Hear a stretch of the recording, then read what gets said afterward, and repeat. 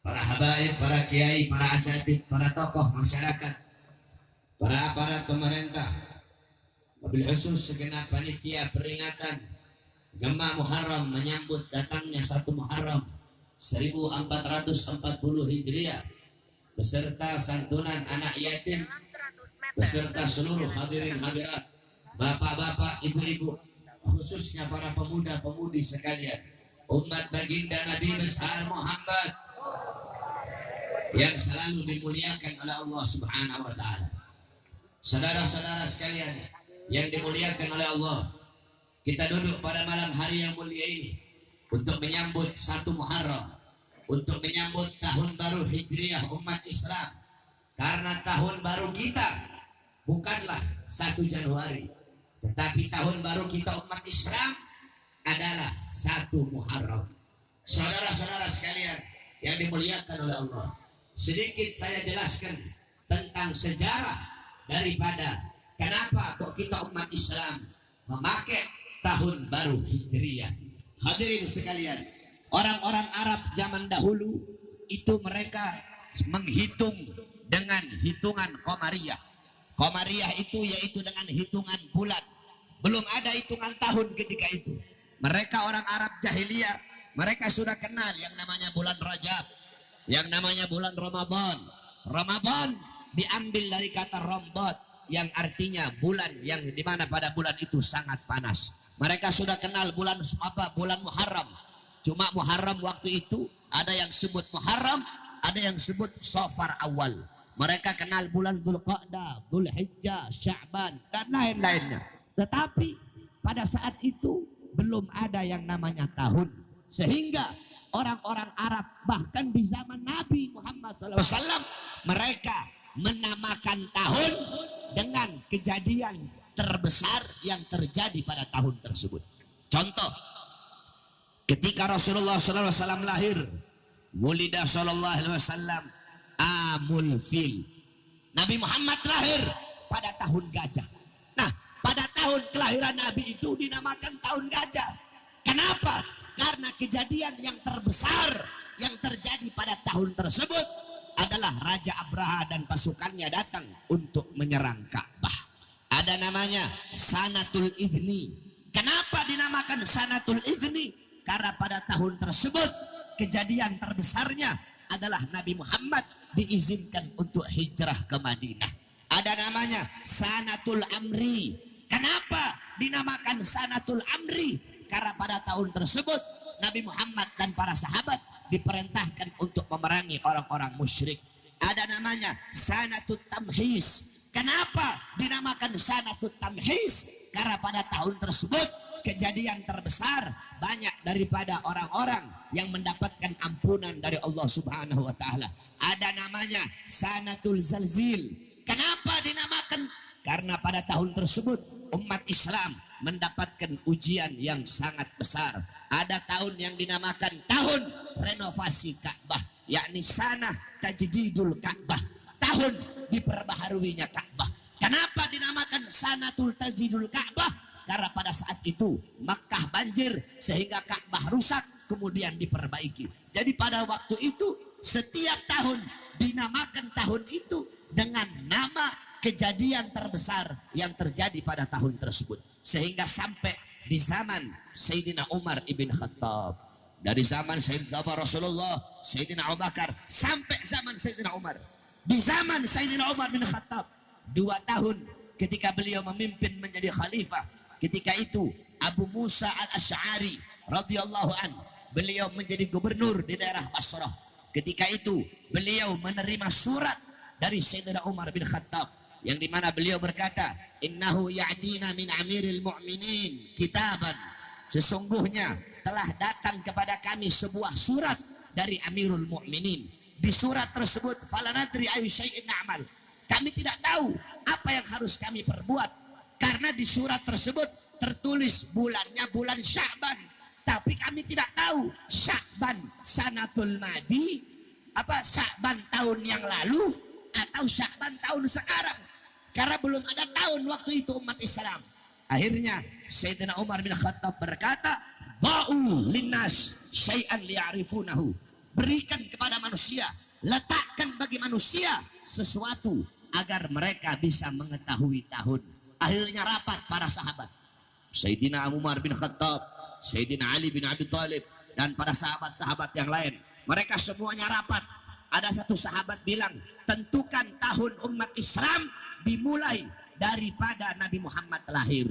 Ada lagi satu usul, tentukan tahun umat Islam mulai dari Nabi Muhammad wafat.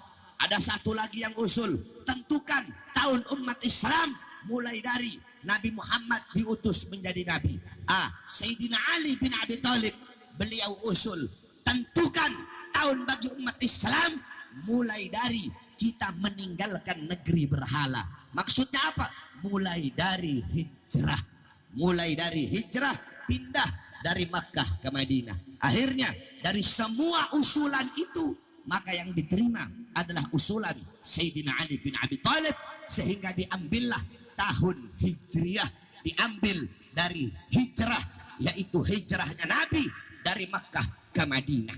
Jadi kalau berbicara tentang tahun Hijriah, maka tidak akan pernah bisa dipisahkan daripada hijrahnya baginda Nabi besar Muhammad sallallahu alaihi wasallam. Terus, apa itu hijrah?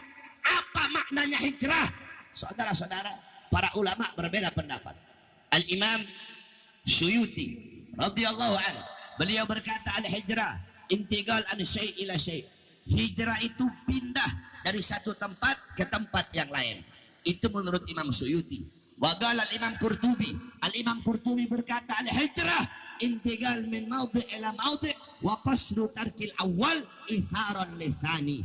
Menurut Imam Qurtubi, hijrah itu pindah dari satu tempat yang pertama ke tempat yang kedua, dan menyengajai, punya maksud, punya tujuan meninggalkan tempat yang pertama menuju tempat yang kedua. Jadi kalau nyasar itu bukan hijrah menurut Imam Qurtubi. Nah, menurut Imam Al-Mujahid, al-hijrah tarku diyarahum in khafal fitnah wal ittibari fi dzatillah. Hijrah adalah orang-orang yang meninggalkan rumah mereka, meninggalkan kampung halaman mereka, meninggalkan desa mereka, meninggalkan kota mereka. Kenapa? Karena untuk menghindarkan diri dari fitnah, dari kerusakan, dari penindasan, dari penjajahan. Sebagaimana kami punya datuk Muhajir ilallah Ahmad bin Isa, beliau diberi gelar Muhajir ilallah, orang yang berhijrah kepada Allah Subhanahu wa taala. Kenapa? Karena beliau pindah dari Irak, pindah ke Hadramut. Beliau bawa keluarganya, anak cucunya semua untuk menyelamatkan anak cucunya dari kesesatan, kerusakan yang ketika itu timbul di Irak. Beliau bawa semuanya pindah ke Hadramut, sehingga beliau diberi gelar Muhajir ilallah, orang yang berhijrah kepada Allah Subhanahu wa taala. Nah, adapun sebaik-baiknya, sebetul-betulnya, sebenar-benarnya makna hijrah adalah yang disampaikan oleh Nabi Muhammad sallallahu alaihi wasallam. Apa hijrah menurut Nabi? Kata Rasulullah, al-muhajir man hajara ila ma nahallahu anhu. Apa kata Nabi? Al-muhajir, orang-orang yang berhijrah, yaitu orang-orang yang meninggalkan apa-apa yang diharamkan oleh Allah atasnya.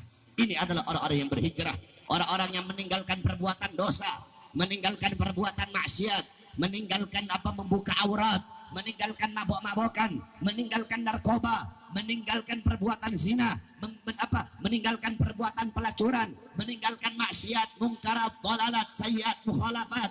Dia berhijrah kembali kepada Allah dengan sebetul-betulnya hijrah, dengan sebaik-baiknya taubat. Inilah orang-orang yang berhijrah yang mendapatkan keridhaan Allah Subhanahu wa taala.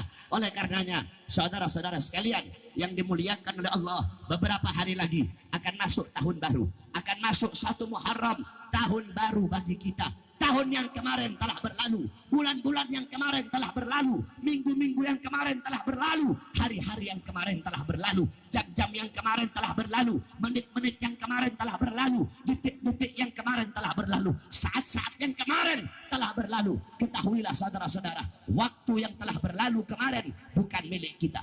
Yang telah berlalu bukan milik kita, yang akan datang juga bukan milik kita. Terus apa? Kapan waktu milik kita? Sekarang adalah waktu milik kita. Maka manfaatkan kamu punya waktu untuk beribadah kepada Allah. Gunakan sebaik-baik sia-siakan dengan hal-hal yang tidak bermanfaat. Jangan engkau sia-siakan dengan perbuatan dosa, dengan perbuatan maksiat. Waktu itu mahal harganya. Waktu itu sesuatu yang paling berharga. Kenapa dunia ini cuma sesaat? Gal Sayyidina gal Imam Syafi'i, ad-dunya sa'ah. Kata Imam Syafi'i, dunia ini cuma sesaat. Dunia ini cuma sekejap. Maka manfaatkan betul-betul kau punya waktu. Gal Imam Ghazali, kullu nafasin min anfasik kal jauhar la tugawwam bil ghibah. Setiap hembusan nafas yang keluar dari mulutmu itu adalah permata yang tidak ada nilainya. Saudara-saudara sekalian yang dimuliakan oleh Allah, apapun bisa kamu dapatkan di dunia ini. Apa? Kamu mau cari pangkat jabatan, mau cari pangkat, mau nyari jabatan, bisa kamu dapat. Mau cari uang, sebanyak apapun uang bisa kamu dapatkan. Mau cari apa? Mau cari emas segunung, bisa kamu dapatkan. Mau cari apa? Istri yang cantik, bisa kamu dapatkan. Apapun yang kamu cari di dunia, bisa kamu dapatkan. Tetapi waktu tidak bisa kamu cari. Tidak ada orang yang menjual waktunya, saudara-saudara. Bapak ibu kamu tidak bisa memberikan 1 menit waktunya kepada kamu. Tidak ada yang bisa. Tidak ada toko yang jual waktu. Di sini jual waktu 1 menit harganya 10.000. Di sini jual waktu 1 jam harganya 100.000. Bisa. Bapak ibu kamu tidak bisa memberikan 1 menit dari umurnya kepada kamu. Anak istri kamu, suami kamu tidak bisa memberikan walaupun 1 detik daripada umurnya kepada kamu. Oleh karenanya manfaatkan ini waktu betul-betul. Jangan kamu sia-siakan untuk hal-hal yang tidak bermanfaat. Belum tentu nanti tahun depan kita bisa sampai. Jangankan tahun depan, jangankan besok.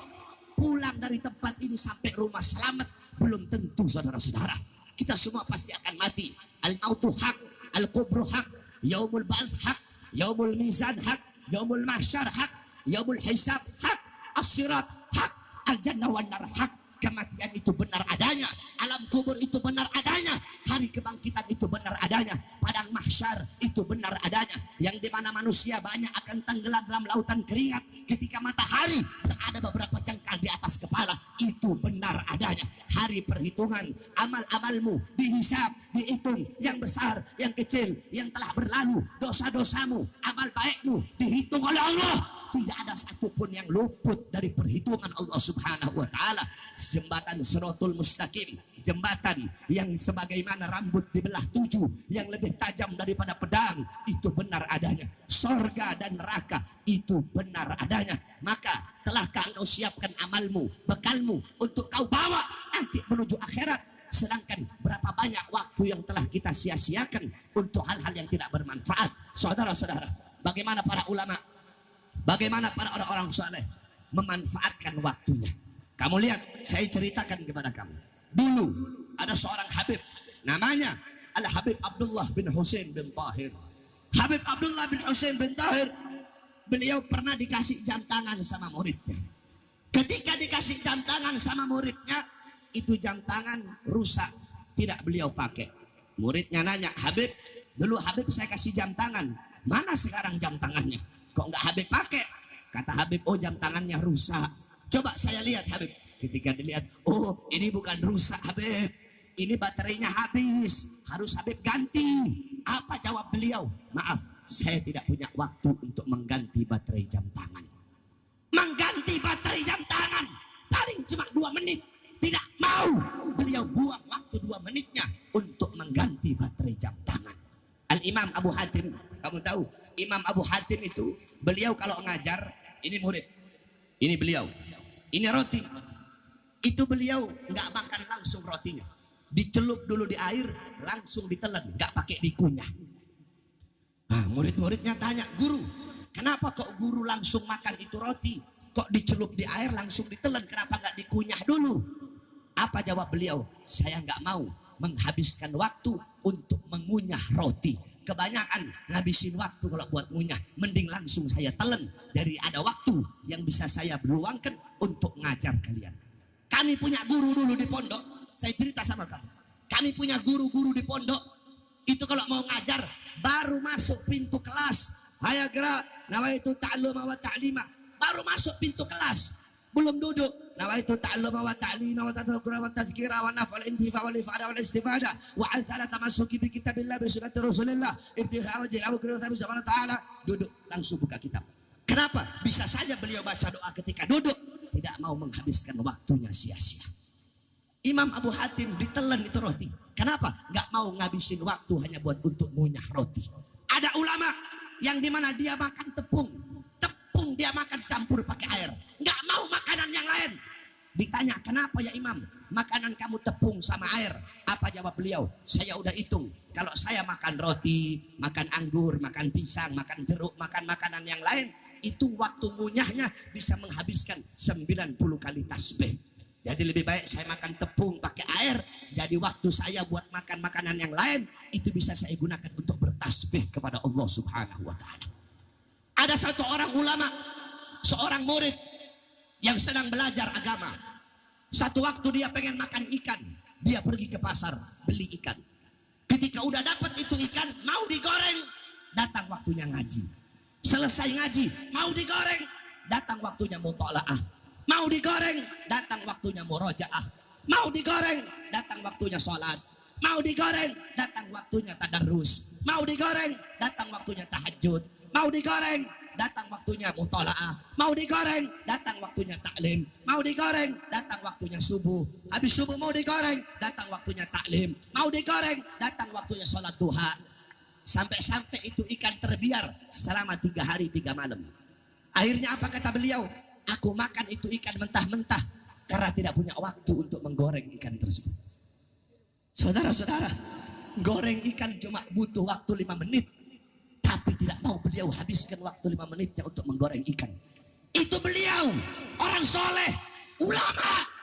Saya dan kalian, berapa menit, berapa jam, berapa hari, berapa minggu, berapa bulan, berapa tahun waktu yang telah kita gunakan, waktu yang telah kita sia-siakan untuk hal-hal yang tidak bermanfaat. Oleh karenanya manfaatkan kamu punya waktu. Di tahun baru yang mulia ini, kamu harus memperbaharui kamu punya iman. Ini tahun baru, perbaharui kau punya iman. Tambah ketaatan, kepatuhan, ketundukan, ketakutanmu kepada Allah. Manfaatkan kau punya waktu dengan betul-betul. Sebab yang telah lalu bukan milikmu, yang akan datang bukan milikmu. Kapan milikmu? Sekarang. Ini adalah waktu milikmu. Sebab saya tidak tahu kapan saya mati. Kamu tidak tahu kapan kamu mati. Kita bukan nabi, kita bukan rasul, kita bukan wali. Kalau nabi, kalau rasul, kalau wali, mereka tahu kapan mereka mati. Kita orang biasa. Kematian itu pasti. Dan ingat, kematian itu datang tanpa pemberitahuan, saudara-saudara. Kematian datang tanpa pemberitahuan. Yang sehat mati, yang sakit mati. Yang tua mati, yang muda mati. Yang kaya mati, yang miskin mati. Syarat mati tidak harus sakit. Berapa banyak orang sehat? Saya tanya, orang tabrakan, sehat tidak? Sehat tidak? Tabrakan dia mati. Syarat mati tidak harus sakit. Syarat mati tidak harus tua. Banyak tidak di tengah-tengah kalian masih muda mati? Banyak tidak? Banyak tidak? Apakah itu tidak cukup menjadi pelajaran bahwasanya syarat mati tidak harus tua, tidak harus sakit, tidak harus lapar, tidak harus miskin, tidak harus susah. Oleh karenanya sebagaimana disabdakan oleh Nabi, ihtanim khamsan qabla khamsin. Manfaatkanlah 5 perkara sebelum datang 5 perkara. Sering kamu dengar ini hadis. Yang pertama, syababaka qabla haramika. Manfaatkan masa mudamu. Masa muda sebelum datang masa tua. Mumpung masih muda, ngaji. Mumpung masih muda, ke masjid. Mumpung masih muda, hadir majelis taklim, hadir majelis ilmu. Nanti kalau kamu sudah tua, baru nyesel. Ya, saya udah tua, nggak bisa hadir hall. Udah tua, nggak bisa jalan ke masjid. Udah tua, udah pikun, susah masuk ilmu. Nyesel kamu. Mumpung masih muda, manfaatkan masa mudamu dengan belajar. Sebab belajar di waktu muda bagaikan menulis di atas batu. Belajar di masa tua bagaikan menulis di atas air. Maksudnya apa? Kalau masih muda itu ilmu gampang masuk, ilmu cepat masuk, hafalan gampang masuk. Makanya ada satu perawi hadis namanya Hammad ibn Salamah. Itu Hammad ibn Salamah, para ulama kalau beliau meriwayatkan hadis di masa tua itu hadisnya dhaif. Kenapa? Kata Imam Qurtubi, Allah Hammad ibn Salamah sa'ahifdhuh. Hamad ibn Salamah pada masa tuanya itu apalannya udah rusak, apalannya udah buruk. Kenapa? Karena faktor usia ketuaan. Oleh karenanya masih muda, mumpung kamu masih muda, manfaatkan waktumu dengan sebaik-baiknya sebelum datang masa tuamu. Kemudian apa? Sehataka qabla sagamika. Yang kedua, manfaatkan masa sehatmu sebelum datang masa sakitmu. Mumpung masih sehat, ibadah. Mumpung masih sehat, sholat. Mumpung masih sehat, duduk majelis ilmu, deketin para ulama, ziarahin para aulia. Kalau kamu sudah sakit, kamu terbaring kaku, tidak bisa apa-apa, akhirnya kamu menyesal. Mumpung kamu masih sehat, gunakan sehatmu itu untuk beribadah kepada Allah Subhanahu wa taala. Yang ketiga, ghinaka qabla fagrika. Manfaatkan masa kayamu sebelum datang masa susahmu.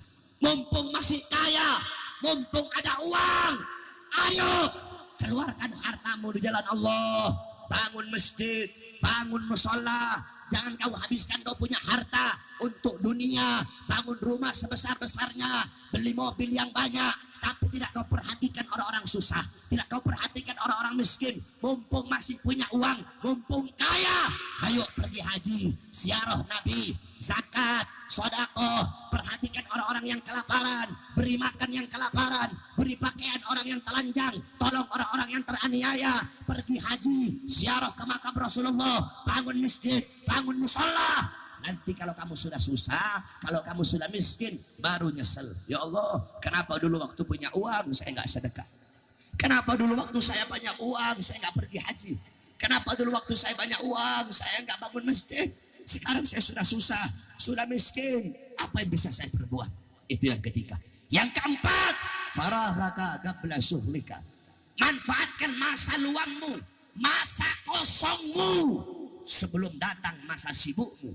Mumpung banyak waktu kosong, mumpung banyak waktu luang, manfaatkan untuk beribadah kepada Allah, untuk sholat, untuk baca Quran, untuk ngaji, untuk taklim.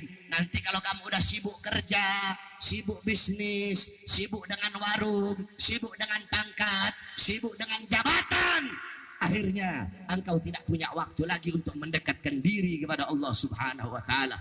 Yang terakhir, hayataka qabla mautika. Manfaatkan masa hidupmu sebelum datang masa matimu. Mumpung kau masih hidup, jadikan kehidupanmu di dunia sebagai apa? Sebagai bekal untuk nanti engkau bawa ke akhirat.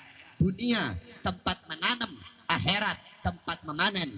Kalau di dunia engkau menanam sesuatu yang baik, di akhirat engkau pun akan memanen sesuatu yang baik. Tapi kalau di dunia engkau menanam sesuatu yang buruk, di akhirat engkau pun akan memanen sesuatu yang buruk. Mumpung masih hidup, manfaatkan kehidupanmu untuk beribadah kepada Allah. Saudara-saudara, kamu tahu, andaikan mereka, orang-orang yang sudah mati, orang-orang yang sudah terkubur, yang semasa hidup suka berbuat dosa, suka berbuat maksiat, andaikan mereka bisa dihidupkan lagi, apa mereka minta dalam kuburnya? Ya Allah, hidupkan saya. Ya Allah, saya minta tolong, hidupkan saya. Biar apa? Biar saya bisa bersujud, biar saya bisa beribadah kepadamu ya Allah. Sekarang saya sudah mati, saya menyesal. Kenapa dulu waktu masih hidup saya tidak gunakan waktu saya untuk beribadah kepada kamu ya Allah. Setelah kamu mati, maka habis sudah. Pada hari itu tidak ada penyesalan, saudara-saudara. Pada hari itu tidak ada amal. Hari ini adalah hari beramal. Hari ini adalah hari beramal. Hari ini bukan hari penyesalan.